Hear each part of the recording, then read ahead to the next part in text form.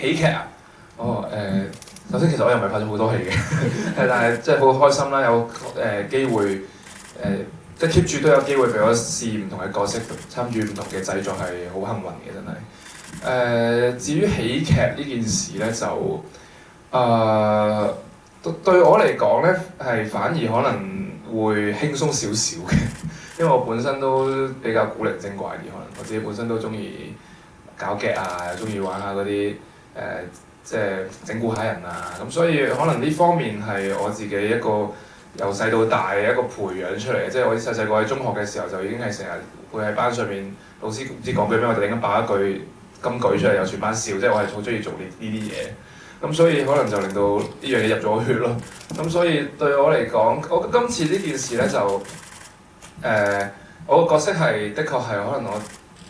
電影參與過嘅角色入面最喜感比較重嘅一位。咁而好嘅地方就係因為同阿翁導演合作啦，咁所以佢俾好大自由度我，咁所以我就好多都可以真係好 organic 咁樣現場即刻去 react， 即刻去反應咁樣，即係例如同嫲嫲。即係第一場喺個大宅嗰度，突然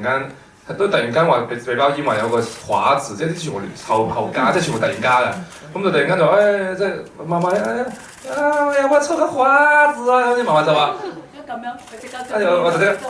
呸，華字不好，即係好好玩啊！即係呢啲好 organic，唔係劇本寫實嘅嘢。咁我就好中意喺入面呢度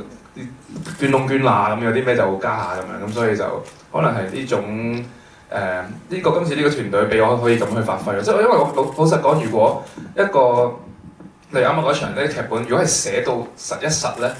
每一句對白我哋呢度就要講華字，然後你就 play 咁樣，即係設計得咁實淨，反而未必啱每一個人，因為每個人有自己獨特嘅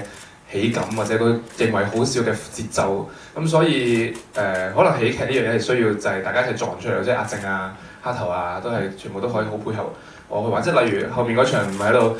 大姨媽，都唔好喺度咁樣坐嘅，都係自己玩，就叫埋阿天南去俾一齊咁樣玩啦咁樣。跟住阿蝦頭又陪我一齊，喂呢啲唔好普通喎，即係呢都全部劇本唔係本身咁樣，即係自己我哋係咁一齊撞出嚟，咁所以可能就會好自然咁樣令到大家會覺得幾搞笑啦。